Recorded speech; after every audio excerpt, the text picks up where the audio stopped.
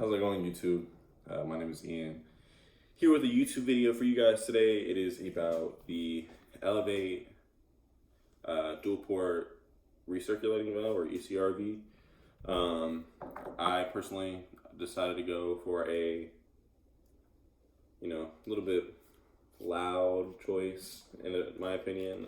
Not a lot of people like the noise of hearing a blow-off valve. Some people do, some people don't. So be like, oh, it's kind of annoying. Why would you do that? Your car was fun before. But I'm doing stuff to my car as far as like model-wise. I want to make more power in my car, and this is one of those plug-and-play things that I would have to do after a while. And I was like, well, I'll just do it now, since I'm gonna get the wastegate actuator, which I also have Elevate's wastegate actuator. Well, that as well. So I have a 2012 Volvo S60 T6R design. They also make the dual port and I think the single port blow-off valves for the T5 for anybody that is interested. I don't personally know how that works. Anything from Elevate I would recommend. They have a lot of really great quality stuff. And if you ever have any questions, they always answer their emails. So, that's a good thing, because there's a lot of places where you'll buy stuff or you'll look at stuff and they'll be like, you email them and they may never answer you. So that's a good thing, is that they're, in touch with their community as far as people that buy their stuff. The nice thing about this is for people that don't live in places, like me, I personally live in a place where emissions is not that huge of a deal. But this won't affect anything like that. It's plug and play. It sounds cool. I'll give you guys some sound clips later. And I mean, apart from the turbo being located in a pretty bad spot on my car, it wasn't that hard to put on. You kind of gotta, take off the heat shield or two and unbolt some things, but it works out. But this right here is the OEM one. And there is a kit to actually replace the spring in this and make it better. But, and I mean, I guess it kind of makes a little bit more noise than like how this would normally. But after a while, this spring goes out, and that's why you would need a new one, because it ends up leaking boost, excuse me. And for the dual port, it makes more noise and it sounds cool. So But I'll go ahead and just show you guys my car right quick. I'll kind of go over a few things that I like about my car, a few things that are a little bit different about my car, because me personally, I don't want someone to have the same exact car as me. But yeah, we'll go ahead and get into that. So this is my 2012 Volvo S60 T6R. A couple things that I've done different to the exterior. I'll start with the exterior because it's, I don't have to pop the hood or anything. I got this from, I can't even remember where I got it from, but I'll definitely link them. It's basically hydro dip. It's not actual carbon fiber. And then off Viva Performance, I got their real carbon fiber mirror caps. Love these. I'm super happy about them. They look good. And then I also got the OEM style rear wing. The original wing that was on there was red, same paint match. This is it right here, actually. So basically look like that. It was a good clean look. It gave it a nice side profile. I didn't want to go with the Polestar wing because first, my car is not a Polestar, so it really didn't make sense to get the Polestar style wing. But I didn't want to, some people like screw a whole huge wing in there. Not worth it. And then I have BBS SRs on my car. Like them a lot. I still have the OEM original wheels, which are super nice, but I didn't want to leave them on there because they're kind of heavy. And if I'm going for speed, they're not really going to work out, because sprung weight, if you guys don't know what sprung weight is, then, I maybe can do over a video like that. Built for Speed had a video like that, and he did a really nice job. I'll kind of pop the engine. There's not much you can see because most of my mods are not seeable.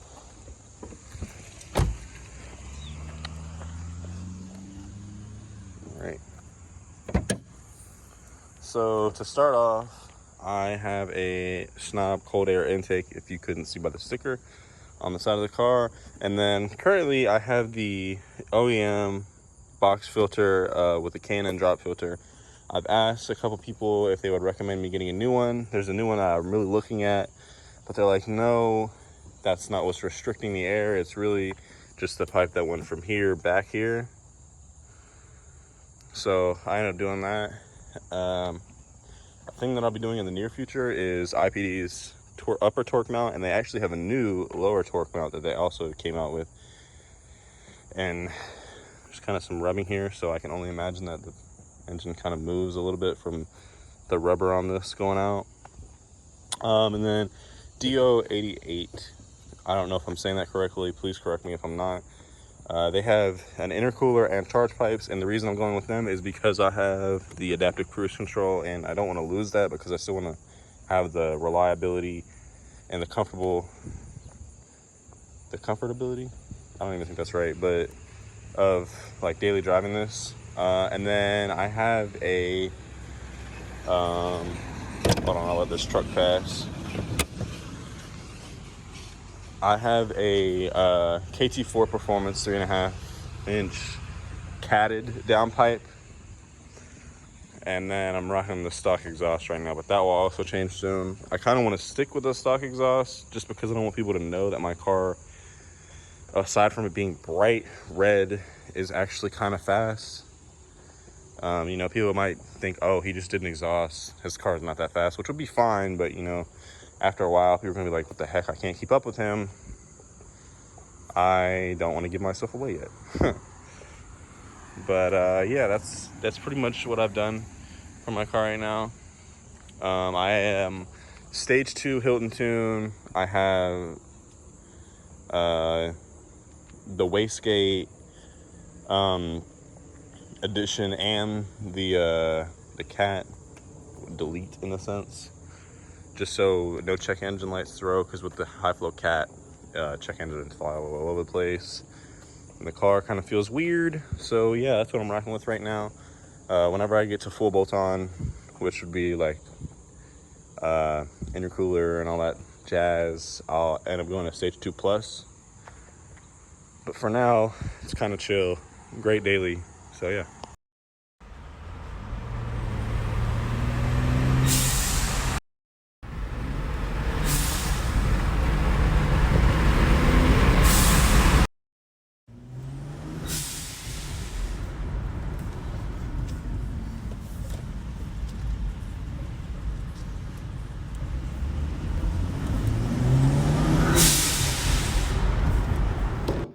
So this video has kind of been like drawn away from the fact that we were talking about the dual port ECRV, and I apologize for that, but just to go over like a few like price specs, as far as if you guys are looking for something, I can always link these down below, but I mean, I just read it to you now so you don't have to hassle with that. So for the OEM style upgrade using this, the stuff to fix that is around $100, 120 bucks, something like that. The Elevate dual port is 281. Okay, for me, the reason I decided to go with the other one was like, hey, I'm going down there anyways. Don't want to have to go down there again. Now I'm probably going to be getting a turbo upgrade, so it really didn't make a difference. But the regular one, not the dual port, is 237. So you save about $50. Yeah, $50 in a sense, a little bit less, maybe like 48. But me personally, I would just go, I mean, I like the noise, so dual port for me. You may not like the noise, but you may want the reliability. I would just say go with the regular ECRV they have. It's still upgraded material, it'll last long, but I just feel as if you go with the OEM one, after a while, that spring's gonna go out too, and then dang, now you're having to go right back down and full with the turbo and all that stuff around there. So personally, I would recommend the dual port or around something that Elevate makes. I wouldn't stick with the OEM. You're more than, like, if it's easy for you to access, or you're better at these things than me, you may want to just go with the OEM one. I mean, I'm just not good enough to just continuously go down there. So I'm not gonna lie to you guys, it's just my personal feelings. Me personally, I did the wastegate actuator at the same time because I was already down there. That runs you about $250. So for the two, it's probably like $500, a little over $500 for the wastegate actuator and the ECRV or the blow-off valve. Wastegate actuator was another thing that was worth it. It pulls its weight. Everything on there's a little bit more bulky. I have the stock one here. Looks like this. The Elevate one of these is like 3 times thicker. It just like, it feels more quality. Not that Volvo isn't good quality, it just feels, for what I'm going for, is that it would do more of what I want. That's just a couple of pricing things as far as, you know, if you want to go for that. For the Snob intake, it was around like $300 and some odd. DO88 makes one with a full engine cover, so you don't see all those wires and stuff like that. Theirs is around $700. It could probably range from $700 more because I think they make a carbon fiber engine cover. At the time, I personally couldn't afford that, and believe it or not, when I got the Snob intake, I literally still had temp tags on the car. So, yeah, but overall, I would definitely recommend anything from Elevate. Those two parts especially, because I have them. I'm able to tell you that they're good. I would, for the inlet manifold, they make a bunch of different variety of that as well. And apparently that's just like another like plug and play in a sense. It's easy. I've heard you can just do the inlet manifold at home, like with the regular hand tools. So easy stuff. It does get expensive. Unfortunately, as if you're watching this and you're a Volvo owner, like all the parts for our cars are expensive because only like 2 or 3 people make them. So just how the cookie crumbles sometimes, but you know, we wanted to be different, and I personally want to be different, so that's where I'm at. So it just takes me a little bit longer to come out with this stuff, but yeah.